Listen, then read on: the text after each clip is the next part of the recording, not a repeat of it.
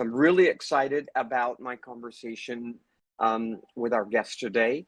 She is the founder of KOR Results Family Therapy, which is a private practice specializing in OCD and anxiety disorders. KOR Results uses an evidence-based therapies, including CBT, ERP, ACT, ICBT, and incorporates mindfulness to empower individuals to break free from the cycles of OCD.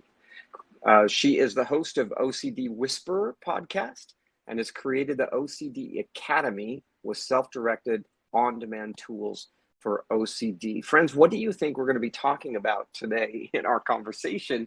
Would you help me welcome our guest, Kristina Orlova? Kristina, good to have you with us. Thank you. Thanks, Jeff. Nice to be here. Yeah, I love it. All of the acronyms, all of the initials, I got them right, I think, but that's a lot of initials in there, right? We always laugh in therapy and we always say, like, my goodness, we have like the alphabet soup going on here. I absolutely love it. Well, I'll tell you, I know our event is being recorded today, which is really cool because it's going to live beyond our meeting and it's going to live where other people can listen to it as well. So I'd really like to just kind of dive in, learn a little bit more about you. I read your bio, of course, but I wonder if you could kind of unpack yourself for us a little bit more about who you are and what drew you to this work with OCD. Can you do that for us? Yeah, sure. Cool. So I myself have OCD, and I'm one of those folks who did not really put it together or know it until later in my life. I'd say really around late 30s is when it was, became crystal clear that I, in fact, am dealing with OCD. And so that really kind of drove me forward in terms of wanting to do more. And I happened to have fallen into a group private practice where I started working in intensive outpatient program services and individual work, and kind of started putting myself through more training, and just really loved the work, like fell in love with it. Learned so much about my own self.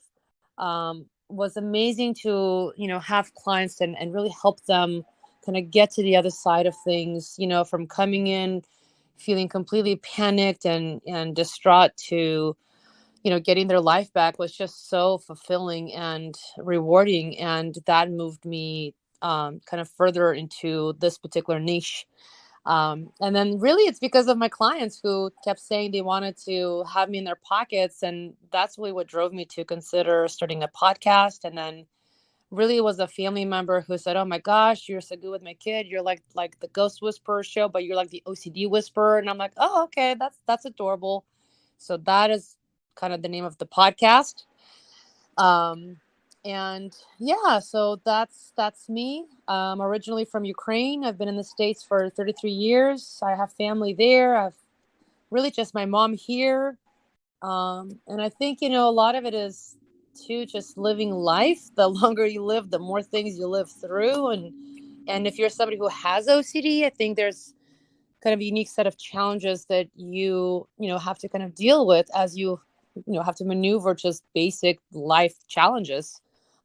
Whether it's losses or health issues or, promotions or successes, right? Marriages, divorces, whatever, right? And so if you have OCD, it just can bring with it, just other set of things that if you don't know it's OCD, can make it really, really difficult to get through things. And so it's been really my mission to help educate people and provide support, and really also teach people on what are the good strategies and the right therapies for OCD, because there's plenty of therapies that are actually not helpful for somebody who has OCD.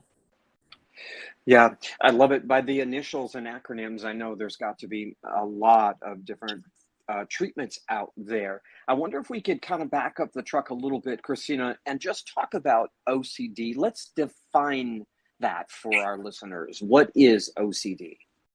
Yes. So obsessive compulsive disorder. I think what's important to know with obsessive compulsive disorder is quite often People might think that, maybe it's a personality quirk, or they might say things like, oh, we all have OCD, or I have OCD because I like to line things up, or I like to keep things clean.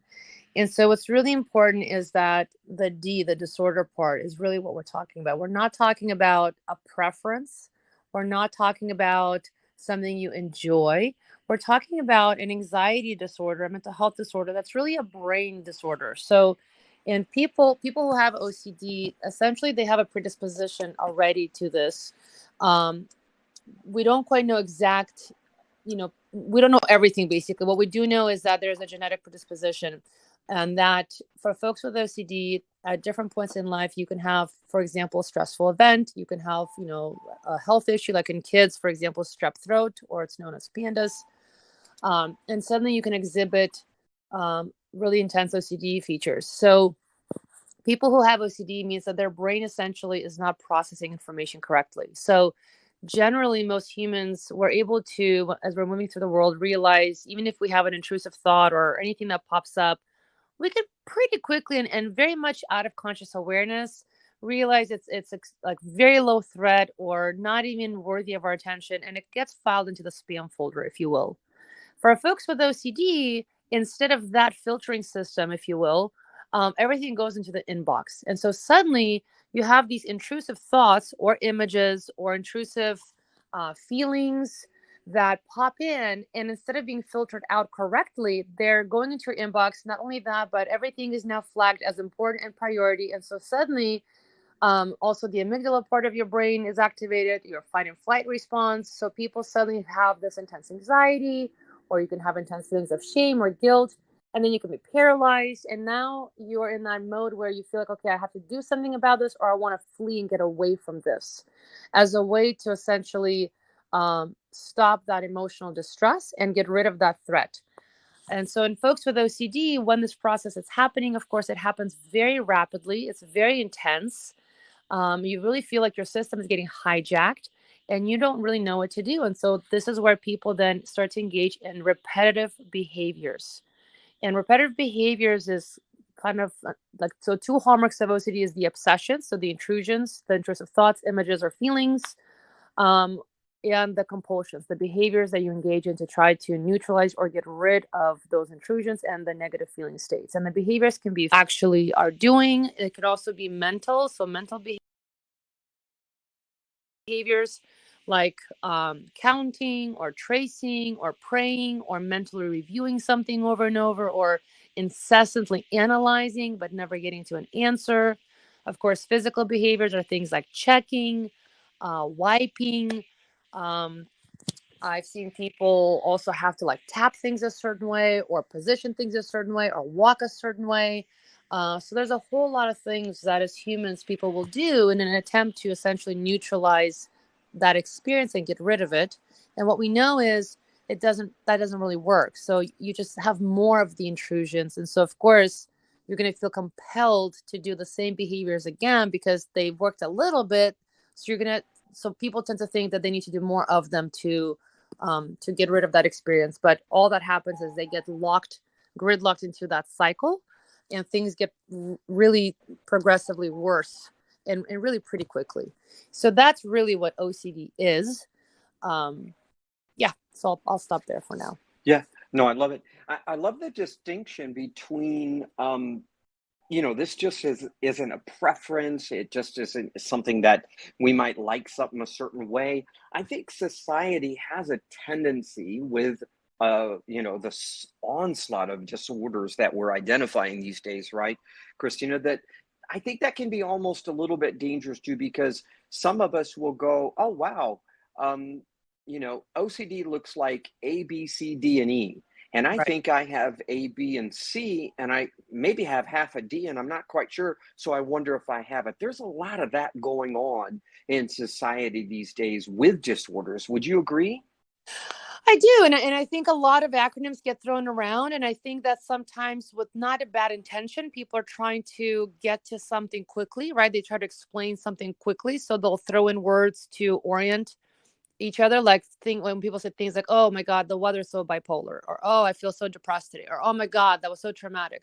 Right. So people throw that stuff around very casually. And it's on the one hand, we all kind of understand what you're trying to say, but on the other hand, kind of this like a double-edged sword, right? The other problem is what you just said is people who actually truly are having OCD, or any of those other disorders, right, may or may not fully kind of know or recognize that that's actually what they're dealing with. So yeah, I think it's important to, not trivialize things. And I have to say, OCD is one of those disorders. Unfortunately, I do still see being trivialized in the media and in the general public, where people still don't fully grasp the nuances and really how debilitating it is. And I think from what I read recently, it's like one of the top 10 disorders that ranks really high for suicidality. So I mean, it's not, a quirk. It's not something cute. It's not something anybody with OCD will say, yeah, I like this. And this is something that I, enjoy having. Yeah. Yeah, definitely. It's not something that we like to have, right? I love it. Our questions are already starting in the chat. Lori had asked, she said, I don't like different foods on my plate to touch. Is that OCD? What do you think, Kristina? Can food on plates that touch drive us bonkers? I mean, so like this kind of question I get a lot, right? With these kind of behaviors that people might ask that they do. So again, we have to go back to understanding the definition of what OCD is, right? So if there's something I just generally have a preference for, generally that tends to be just a preference, right? And we do, of course, have to give a disclaimer. This is obviously not therapy. Like I've never worked with, Lori. I don't know, right? But I can give you a general answer, which is this. I have had people I've worked with where food is kind of predominantly how OCD tends to kind of focus on. So what happens there then is if it's food related, it's more like with OCD is you start to feel like there's some intrusive thoughts you have around food, or like if things were to touch, then like somehow maybe, like I said, it could be a feeling of it feels wrong, or it feels like off to you and you can't explain maybe why, but it just doesn't feel right. It might be that your brain produces some catastrophic, terrible outcome, like something horrible is going to happen, or my day's going to fall apart because I need it to be perfect and separated. And then usually what happens if it's OCD related is you start to feel compelled, like this intense urgency to make sure that all the food is separated, that it doesn't touch, that everything is in its own place and nobody can mess with it. If anybody comes in and they mess with your plate or anything happens, I've seen people have really big panic attacks, huge anxiety responses and so on because of that catastrophic outcome that the brain is producing. So that will fall in that category, which definitely can be OCD, right? That's different though versus somebody where like, no, this is just something I prefer. I don't have any kind of catastrophes or big feelings about it. It's just something that I want. And this is how I want it. And that's it.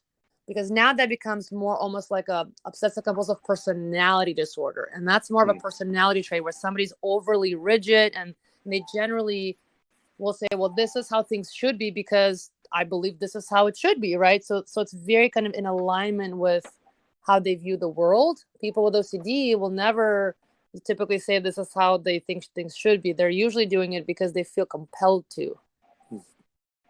Yeah, I loved what you said earlier about the distinction between the spam folder and the inbox. What a brilliant analogy, Kristina. Yeah, I wish I could take credit for that, but that wasn't mine. But that's one I heard and just really connected with. I thought that is so well said. So I think it's a very easily understood way to just understand the brain component. Yeah, I never forget when I first got in the seminar business, seminar guy that I used to travel with and became my mentor, Jim Rohn. Jim is now deceased, but he said, when you say something the first 3 times, you give it credit to somebody else, but by the 4th time and the 5th time, you just claim it as your own. So go ahead and claim it. But start claiming it because start claiming it as yours. Yeah, why not? So what struck me about that is what you said about, so these thoughts come up. And you said some people just have this ability to file, they go right into the spam and it doesn't even enter in. I think personally, myself, maybe it's a part of my personality struggle with, but anybody else in the house struggle with those thoughts that don't go into the spam folder. They run right into your inbox and they just sit there and cycle and cycle and cycle and cycle. And they can drive you nuts. They can make you sad. They can make you feel anxious. I think some of that is just a part of life, and maybe even this accelerated part of life, just because society is so busy all the time, Kristina, right? So again, we're really making a distinction between what's a disorder and might be just a bad day or a bad week, right?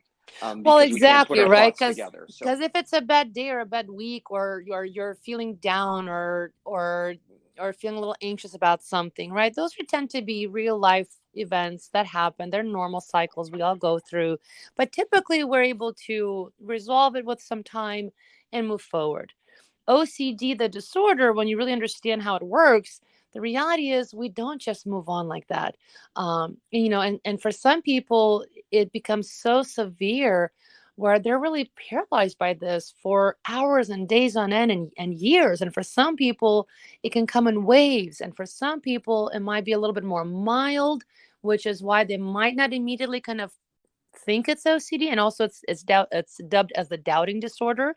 That is the central key focus. There is you start to doubt it in this kind of almost pathological pattern.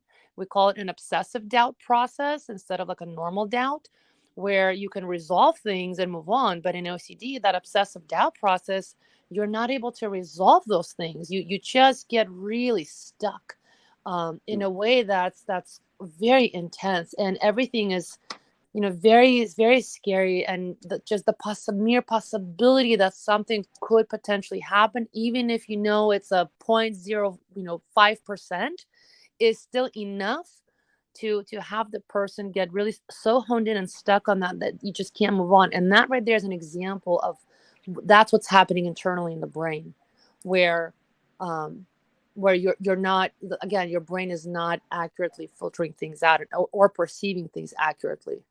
yeah. I love it. We've got a couple of people that just joined us. Good to have you all here. Jeff, I saw you pop in. Denise and Katrina, it's good to have you here as well.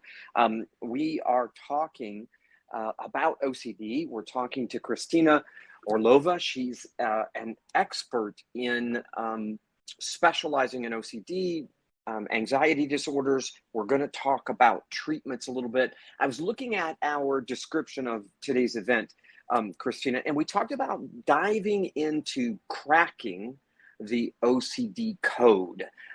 What is that? What does that mean? How do we crack this OCD code? What are your thoughts?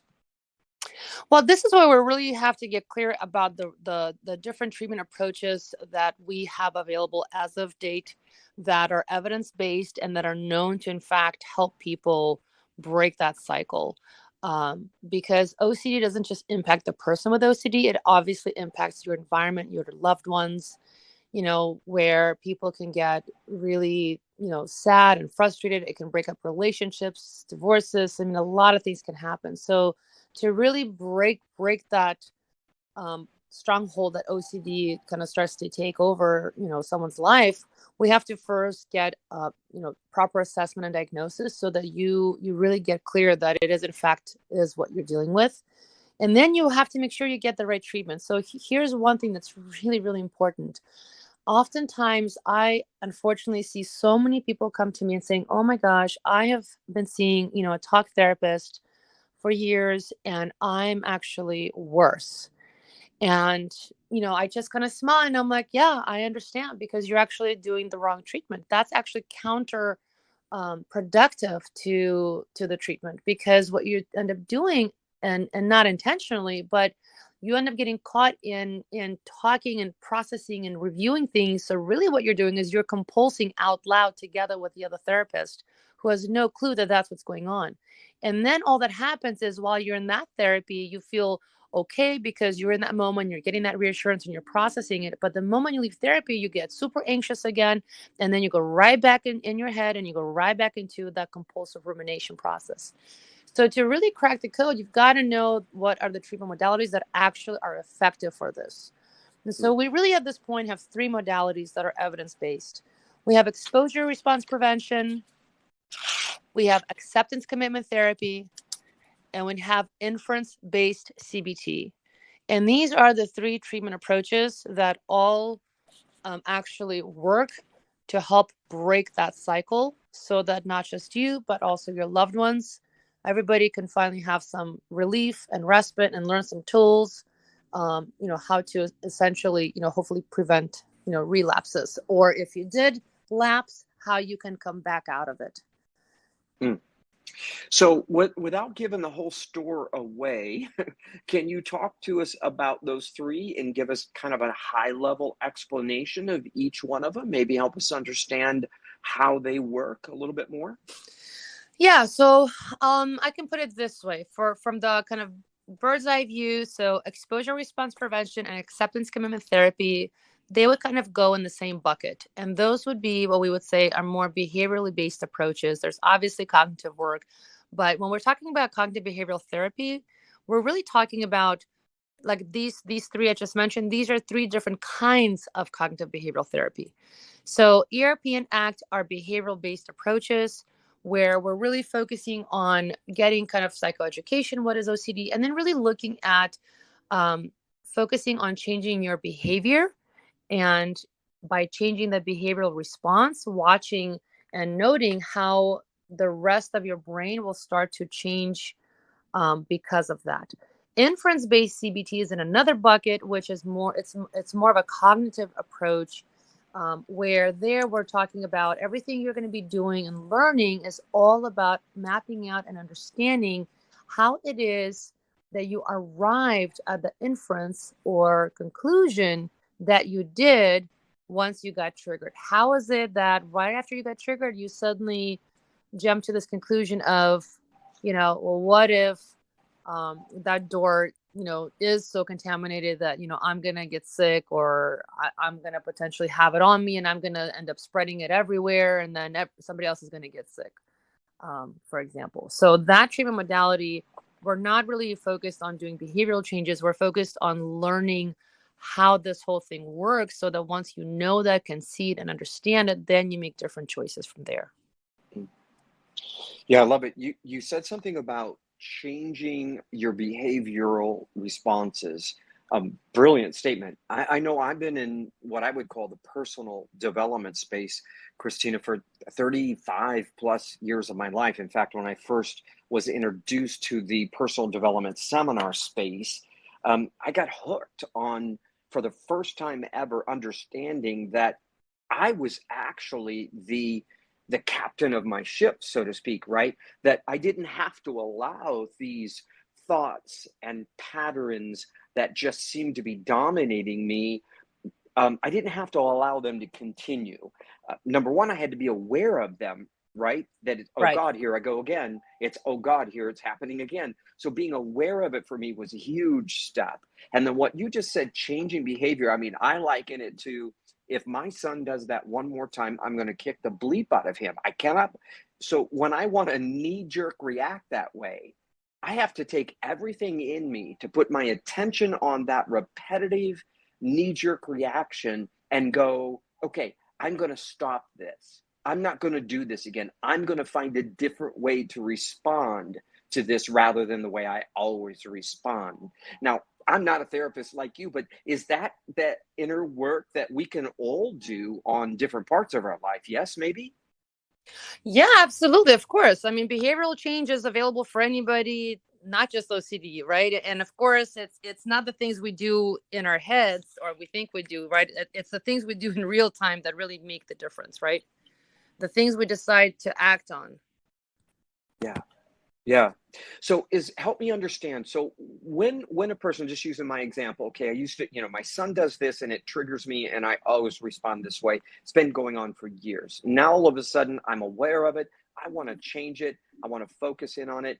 Am I actually, and through the therapy you're doing, I'm assuming I'm changing chemistry in the brain. I'm actually changing these patterns. And once I change them, the next time I don't have to try so hard to act nice. It just automatically happens nice because I've been working on being nice. Well, Does that yeah, make I mean, sense, Kristina? totally. So if we talk about like neurobiology of the brain, right? Like there's a neural pathway that gets developed in the brain, like a groove, right? So humans, we make associations pretty quickly. So if I know that anytime I get triggered by X, and then in response I get anxiety, and so hence then I do Y, that's an immediate association that fires together in our brain. So then the next time that trigger comes up, that behavior is going to be kind of the thing I'm going to go for again. And so then if we keep repeating that process, well, then those neurons are all going to fire together. So they're going to have a strong relationship in the brain.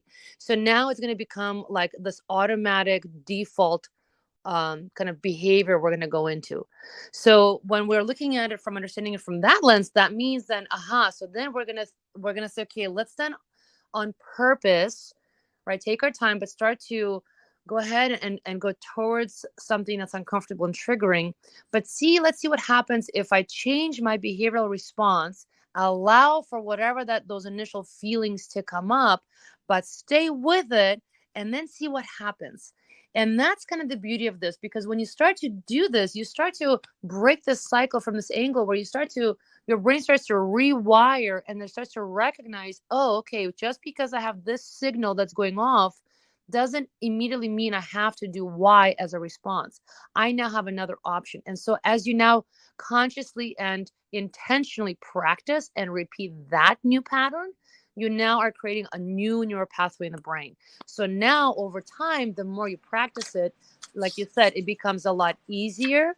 So then you don't have to be in this autopilot mode, if you will, because that's often what happens is we start to get into this autopilot mode where we're not even thinking, we just are reacting.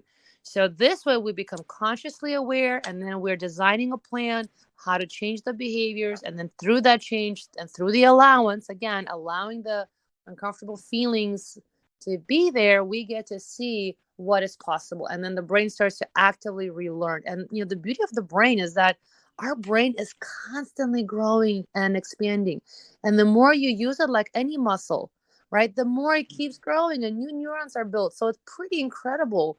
And so it's, if you start to practice these new behavioral responses, then yeah, absolutely. You're getting to literally rewire your OCD brain.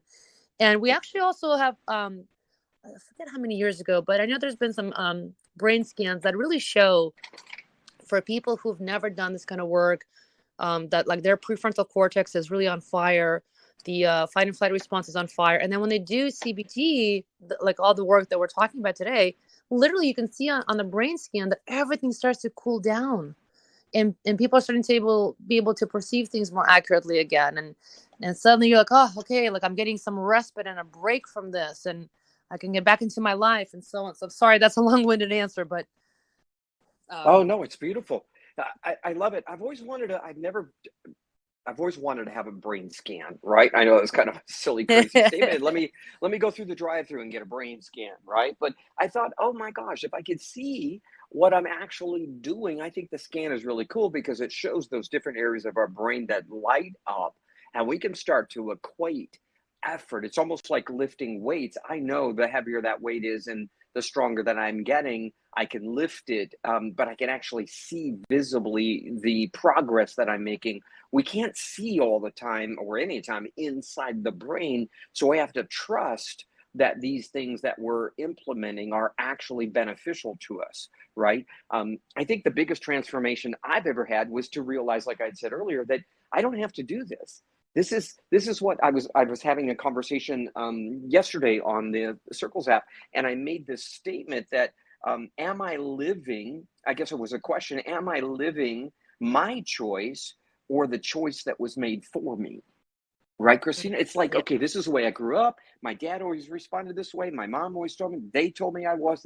And I don't know about y'all, but it's taken me, I'm 58, right? So it's taken me a long time to figure out, wait a minute, I'm not that guy. That's Right. the way I was taught to act. So I'm hearing that, which is really exciting in what you're sharing, because although I don't believe that I have OCD, I believe that I can learn from the techniques and apply them in any area of my life, which is superior. I love it. I absolutely love it. Now, not only you experiencing OCD, that's what led you into this work now, Kristina? You mean with OCD specifically? Yeah, with OCD specifically. For sure. Yeah. Like gotcha. I said, like I didn't even know some of the things, like for example, there's a lot of in the field you'll hear words like subtypes of OCD, which basically means different themes, and there's so many that people have no clue about because, and same for me, like I didn't know, for example, there's something called relationship OCD, right? Like People don't know that. I didn't know Oh that. man. I know Oh that man. there's a perfectionism OCD, which is very different than perfectionism. There's morality OCD, there's contamination OCD, harm OCD, religious or scrupulosity OCD, existential OCD. So, I mean, these are just some things to name, right? So, when you don't know kind of all the ways that this can present, that's kind of one of the things I was discussing, is that then you can be, going about your life for a long time and not realize what you're dealing with is OCD. So like one of my manifestations was relationship OCD and perfectionism OCD, where these incessant doubts that pop in your head around, any relational dynamics, whether it's intimate or friends, and suddenly, the anxiety used to be through the roof. I used to feel like I was carrying a bag of bricks of guilt, which was just over the top. Didn't know what the heck was happening. I just know sometimes I started feeling like the thoughts were so intense. I thought like I'm losing my mind, and I'm like, oh my God, must be what it feels like if you're going crazy. And I think I'm going crazy. I mean, it was just, out there. And then, Wow. compulsively you feel compelled to do things. So I start to like seek reassurance all the time. I'd overly apologize, even when things had nothing to do with me, but like I constantly had to do those things. I mean, I would ruminate like through the roof. Like I said, all these things that when you don't know, you don't know. I'm somebody that used to trace, and I didn't even know that was a thing. It was like in one of these classes in college, and actually it was like a class on abnormal psychology, and the professor was going over OCD, and he's like, well, people who have OCD, the obsessions are this, compulsions on that, and then he was giving examples. One of which was, somebody, for example, in this class might be, tracing objects. Right when he's saying this, here I am looking at the ceiling, just at this edge of how this like rectangular lamp was, and I was tracing one corner like a lot until I finally felt like it was right. And then like, I was like, okay, I can take a breath, move on to the next corner. And then, I'd be on that corner, and then I feel like I got to go back to the first corner. Like, stupid, right? When you listen to this, it sounds ludicrous, but like, here I am doing it. And then here's the professor naming that as an example. And I'm like, wait, what? That's OCD? Right? And so that kind of blew my mind. I'm like, nah, I can't be. And so for a long time, because it's a doubting disorder, you even doubt if it's even OCD, right? And so it's so helpful to learn again what the whole disorder really is, and then to learn all the different ways it can show up for people, so that you can again understand what it is. But this is really why and what drove me then into really saying, okay, I really want to like talk about this and continue to advocate and kind of spread awareness, because I know there's no way I'm the only person, obviously, out of like 8 billion people in the world, right, who are walking around and have no clue that what they're dealing with is OCD. Yeah. I've had several conversations on the Circles app with ADHD people who are experiencing ADHD. And what I'm finding now is a lot of people, OCD, ADHD, these these disorders that people are discovering, science medicine is discovering now, labeling, diagnosing, etc. Those who, quote unquote, experience it, believe they have it, are kind of turning it into a superpower. It's like it used to be a stigma of negativity, somehow implying some deficiency. But I can hear it in your voice. I mean, you're vibrant. Your spirit is alive. So it's like, this might be what I'm experiencing, but there's still a part of me that is, vivacious. I have this superpower, and I'm going to use this to work to my benefit rather than a crutch, right? Rather than something that I think that I have to make room for, make concession for. Does that make sense, Kristina? Yeah, I so just hear you I actually turning it will. on fire. So listen, there's two things that you're saying that so one of them is what you're hearing in me is because I'm in recovery. Okay, if I was not in recovery and where I am because of the learning the different modalities and doing them, this is not, you would not be hearing the same Kristina right now. So the reality is, when people like, and I'm glad you said this, because this is a common actually misconception. People say, oh, it's like a superpower I can use. No, it's actually not. Right. The reality is it's not in any way a superpower, or, the only thing I could say that in general, for example, is I might be more, let's say, detail oriented in some ways, right? Which we could say that could be a thing people generally, would celebrate in society and say that's great and punctual. But here's the thing: usually, if you are like that, you should also be able to have flexibility, right? So if you're somebody who has perfectionism OCD, it's not just that you're punctual, detail oriented. You get so stuck on the detail, and it might be really, frankly, an irrelevant detail. And you will actually be stuck on that detail for hours on end. Even instead of just completing the project, you literally cannot move on. You will be stuck. Like I've worked with some high level professionals that would get stuck, for example, on sending an email for hours, right? So this is exactly why I'm doing the advocacy work with other people, obviously, who are specialists, is to bring that education so that people kind of realize that, no, this is in fact, like, yes, you can have some personality attributes, but if you're really in the throes of OCD, there's no part about it that is a superpower, if you will. What it is, though, is again, it's a disorder, and you really want to make sure to get a handle on it through one of the 3 therapy modalities we briefly touched on, so that you can get to this place where you can say, I'm in recovery. It doesn't mean I don't still get triggers. It doesn't mean I don't have moments sometimes that suddenly I can get paralyzed. But the difference nowadays is I can end that cycle quickly and short circuit it, so that I don't get stuck in there for days and weeks and months on end. Yeah, I love that. Friends, appreciate you being here, chiming in on the conversation. Love to hear your thoughts. Do you feel that you might experience symptoms of OCD? Would love to hear from you. Love to hear your thoughts and comments. So if you have a question or comment, just go ahead and raise your hand. We'd love to call on you. You can find Kristina's work at korresults.com. I put her website in the chat for us, so make sure you visit it. So tell us a little bit about your practice. I also see that you have now, do you have a team of therapists or people who specialize in OCD? Talk to us a little bit about the services that you offer, Kristina. So if I may, I kind of want to, so my private practice is called Core Results, and really core is meant to be like the word core, like final, right? But the name really came from combining kind of my first and last name. So that's what that is. But my private practice is all telehealth. And right now it's me. I'm in process. I do plan on hiring clinicians. So that is something that I want to see happen. And what I think, as you mentioned a little earlier, what I am offering and wanting folks to have access of online products to help people learn the treatments, because I find that there's so many people who either can't afford treatment or don't even know where to get it. So that's why I created Online OCD Academy. And that's the website, onlineocdacademy.com. And that's where I have an ERP course. I have one course just on sneaky rituals, because people sometimes might not even kind of be aware that what they're doing is compulsive. And then there's a course on inference-based CBT. And then there's a fillable journal that is really influenced by cognitive behavioral therapy. And so I designed it specifically for OCD, so that it's like a one-stop shop in terms of, different behavioral forms, exposure forms, values, et cetera, et cetera. So it's got different stuff in that journal that, to be kind of your companion while you're going through treatment, or if you're doing any of these courses, so that you can, kind of follow along and design your program, if you will. Yeah.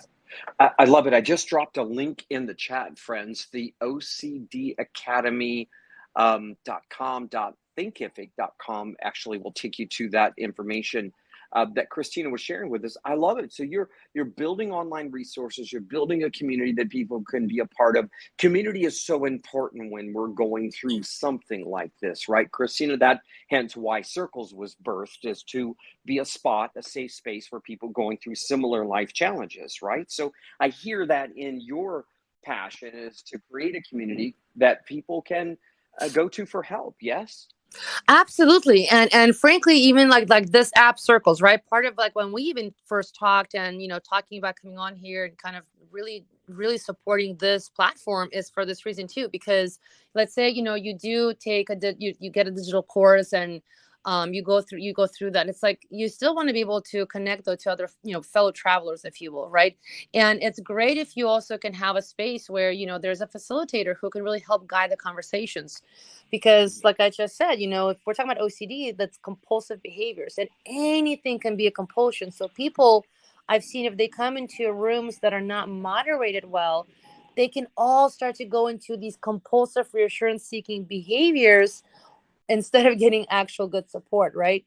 So having a place like this, which is, I love what you guys are doing, where you again are having, peer support or professionals for facilitating these discussions, I think is so important, right? So that you don't feel alone, because none of us are alone, and we can feel like that sometimes, but I think it's important to connect, right? Connection is really pretty high up there in terms of our human needs for survival.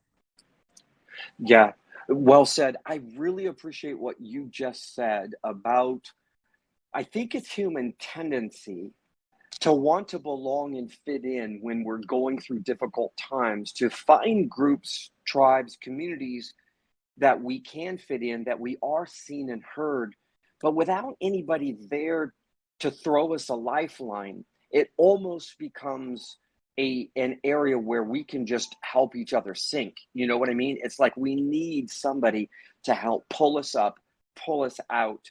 And hence the professionally led classes and moderated classes here on Circles, we tend to do that. But then there are some peer led classes as well. These peers are brilliant. They've got those lived experiences, right, Yes, Kristina, that can exactly. help reach back and pull somebody out. So Absolutely. absolutely. I love it. Mm-hmm. I love it. So, hey, friends, somebody here today, you have a question, a comment. We'd love to open up the mic, get you involved in the conversation. Anybody want to be brave enough to say, you know what, I got this little thing. I'm not sure if it's OCD, but we'd love to get your comments and thoughts. We've got Kristina here, another, 10 minutes or so.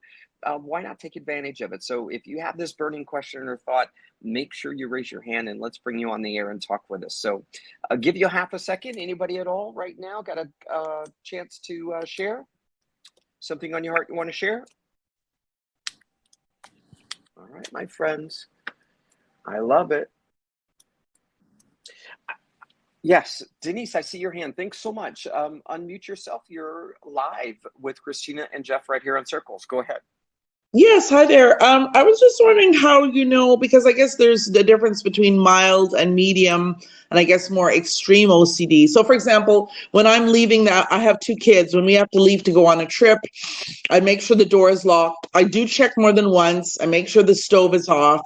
But I mean, when do you know when it's kind of like gone over the borderline, or could that just be mild OCD? Do you know what I mean? Or I guess, I don't Yeah, know. totally. That's a really great question.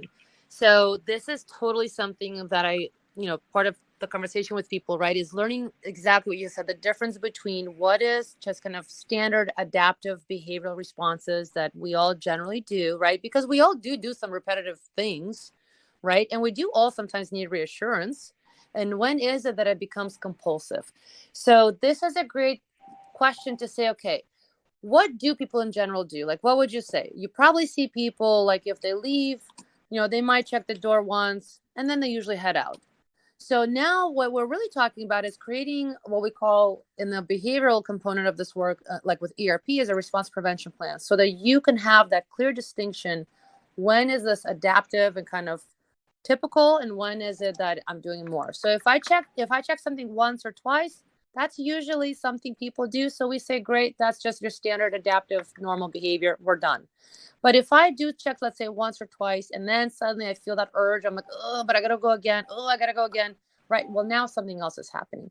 And you generally will know, because you'll start to have, your anxiety will increase, and you won't be able to kind of take a break from it or separate.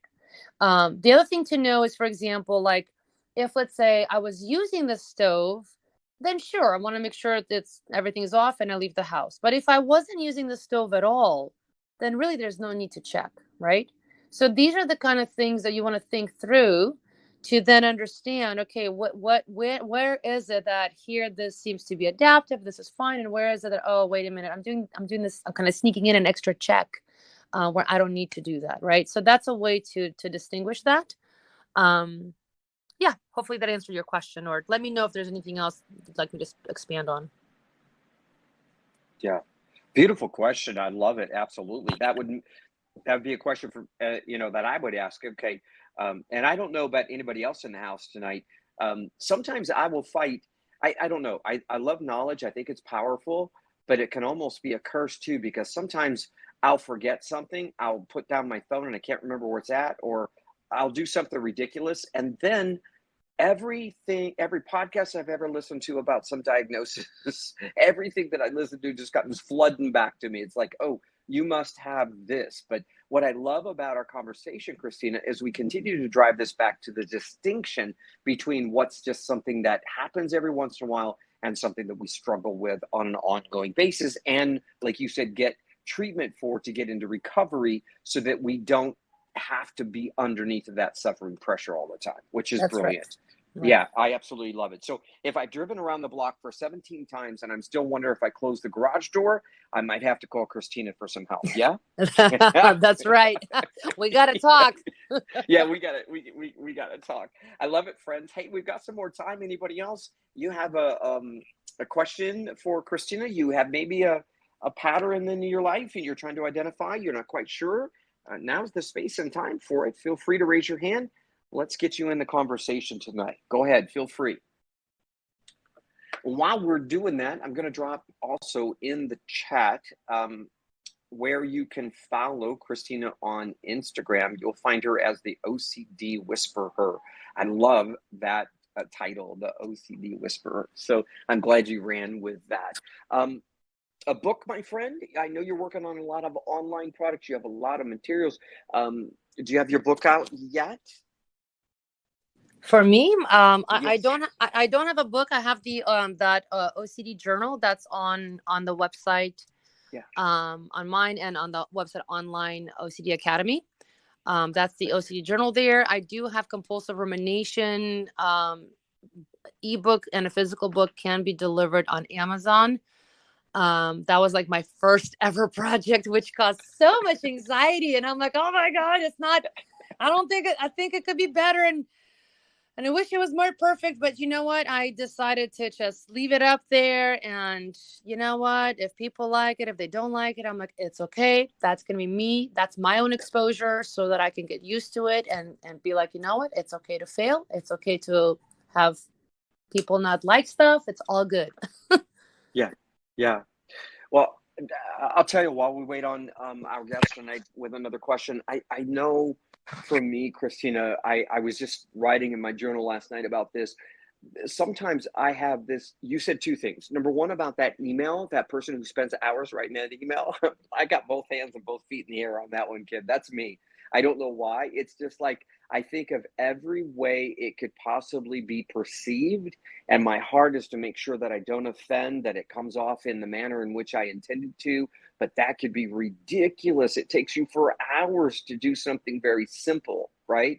And then my other thing is this guy up in my head who, there's one guy who says, this is what you need to do this. And then immediately afterwards, this other guy goes, I wouldn't do that if I were you. Or he almost makes me feel inferior, stupid, less than. Am I the only one that goes through that? Or is that kind of a normal life behavior? Or help me out here, no, coach. I mean, help me out. Right. No, but like, that's a great point, right? Like, that's exactly the piece of this, right? Like, we all as humans, it's normal, right? To have, some insecurities and fears and be unsure about things, right? So we have to remember that there is a normative process to that, right? That's just part of being a human being, period. When it crosses the line is when, again, suddenly you're having these intrusions. Like, intrusions means basically you're having things popping in, or that's the experience basically, where you don't want them, or even if you thought about it and you thought, okay, I resolved it, like I'm fine, but then it keeps popping in, and it makes you feel just so frustrated because you're like, oh, I don't want this. And it could be horrible thoughts or images. So when it's something like this, like what you just said, this is a great example where with perfectionism OCD, like, it's not just where, I'm having some insecurity about, let's say, that first project and that I released on Amazon that I just described, right? It's where everything gets paralyzed. Like that project took me over 2 years, and it's still just okay. Like I think it can be a lot better. But it's taken 2 years, because anytime on the back end, what people don't know, when I would sit down to try to write, and I enjoy writing, but with perfectionism OCD, the process of putting on paper what I want to say and how I want to say it became jumbled and complex, and I would suddenly get stuck, and I'd go back and replay and rethink, go, no, I should say no, I should say that. And then suddenly I'm stuck in the cycle where I can't even get a sentence out. So that's what we're talking about. Like that's very different, right? Than, just perseverating on something and then kind of getting it done.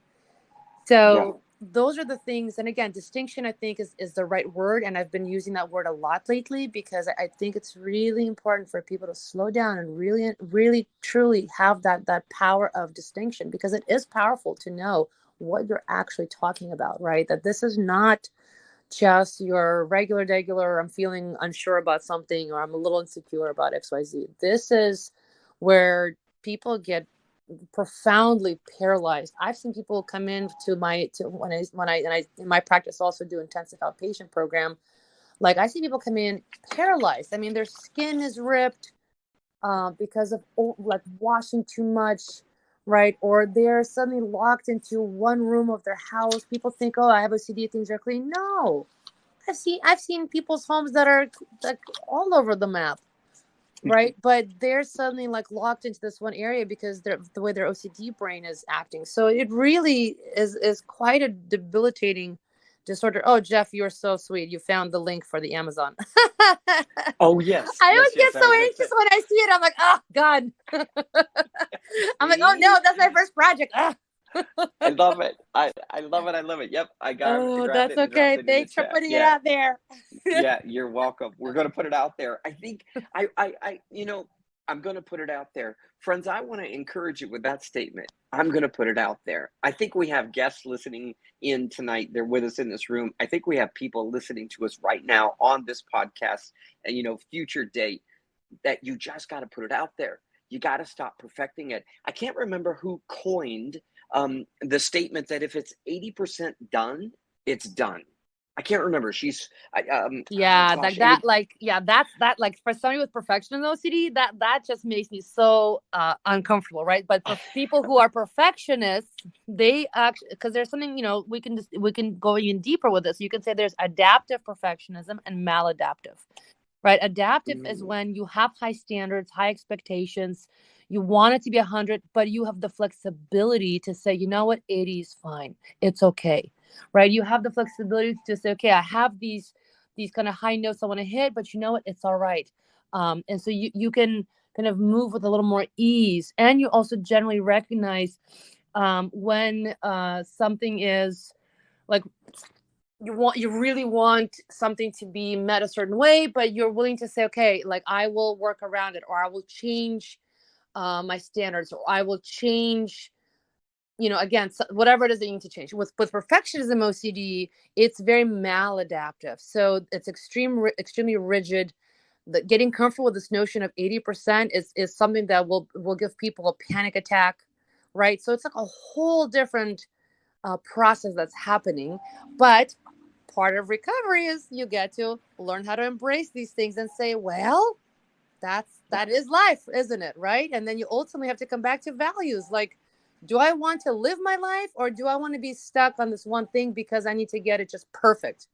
And at some point, hopefully, wanting to live your life, it becomes more important than getting everything perfect or right. Yeah. Boy, that is well said. That's worth the price of the ticket right there. I absolutely love it. Friends, I wondered if you could do me a favor. If you don't have any comments or want to come on the air, you feel free to just drop in the chat. What are you going to take with you from today's conversation? I just love to see it. A thought, a word. Before we close our meeting today, I'd love to see what you think you're going to be able to take with you. I absolutely love this whole, when you're talking perfectionist, I used to say that my father was perfectionist, which he was.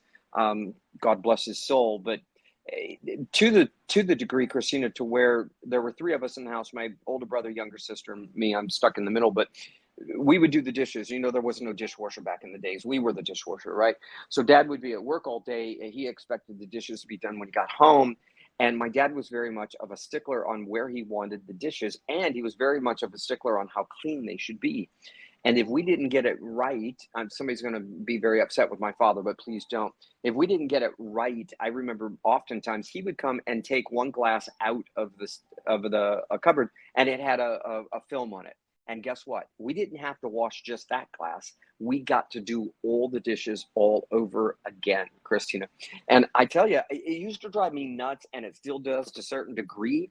But I have found in my life that my attention to detail, which now as a consultant, businesses hire me to come in because of the attention of detail that someone else overlooks. And it's a little bit of compulsion for me to go, I can find it. It's right in here and somewhere. So it's actually helped to be a benefit for me rather than just a curse, right? So, but gosh, I feel you on that compulsion to have everything just right. I do a lot of video editing as well, and like sometimes I can't let it go, Kristina. It's like, no, I could get it better. No. If I just find this word, if I just make this edit that much quicker, it'll be that much better. So I don't know. I might have to call you. I might have to call you. I love it. We got another hand in the air. Thank you, Jeff. Appreciate you chiming in. Go ahead, and you're live with Kristina and Jeff right here in Circles. Go ahead, my friend. Hi, Jeff. Did I lose you, Jeff?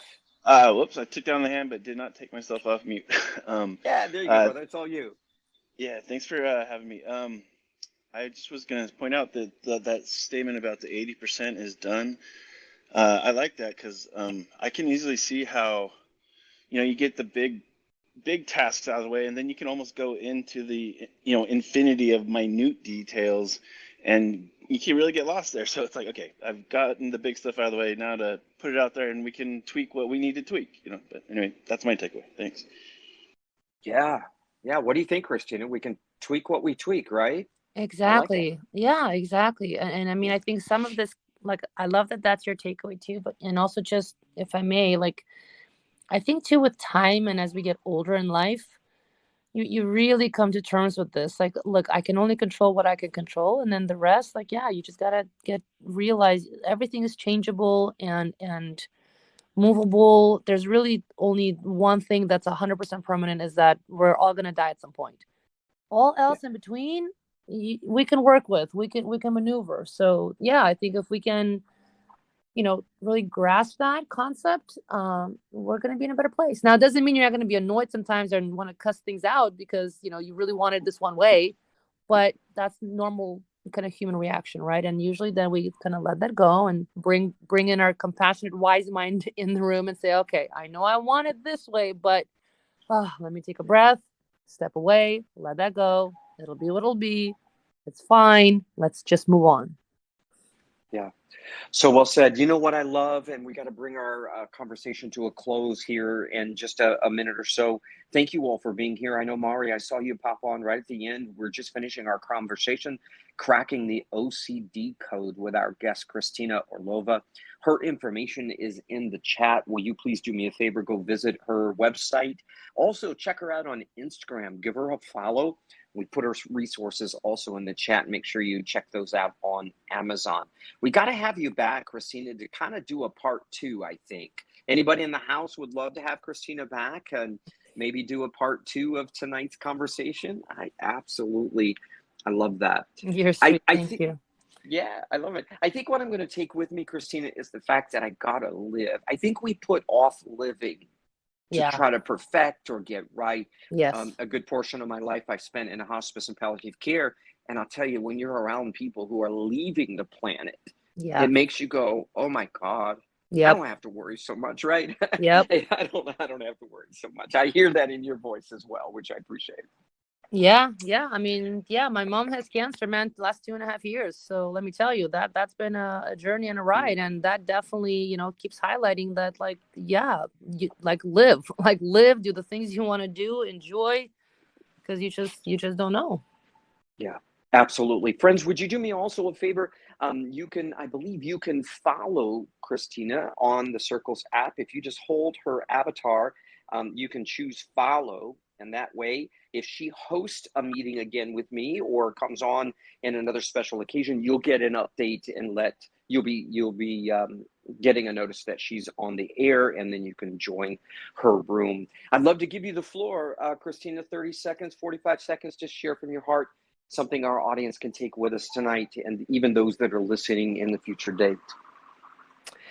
Oh my gosh, I love these big open-ended kind of statements.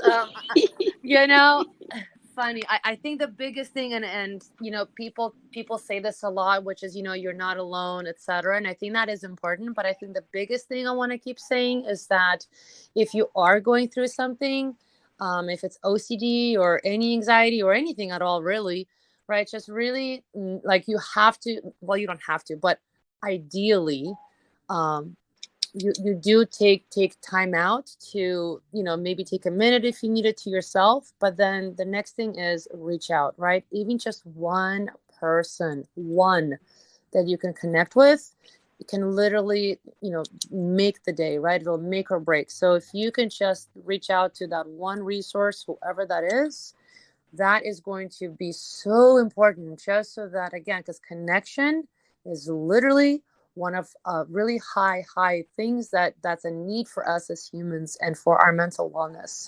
So make sure that you at least find one person, one somebody, one somewhere that you can reach out to and connect with, and just, realize and recognize that you really are not alone in this.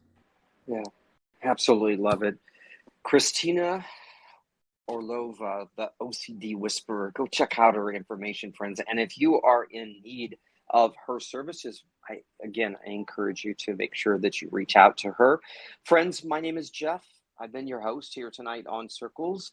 If you like what you see or hear here, you can follow me. And then whenever my rooms are available, you'll get a notice as well. I want to thank each of you for being here. You took your time out to spend it with us, and we're very, very grateful on that. Kristina, we wish you the very best, and we look forward to having you again right here on Circles. Jeff, thank you so much. And thank you to everybody that came and just for being here and listening and participating. I really appreciate you. I love it. Friends, that wraps up our evening here. Have a wonderful time. There's happy hour somewhere in the world. Go live and be you. Be more you. We'll see you next time right here. Good night, everybody. Thank you, Kristina and Jeff. You're welcome, Jeff. Good night, everybody.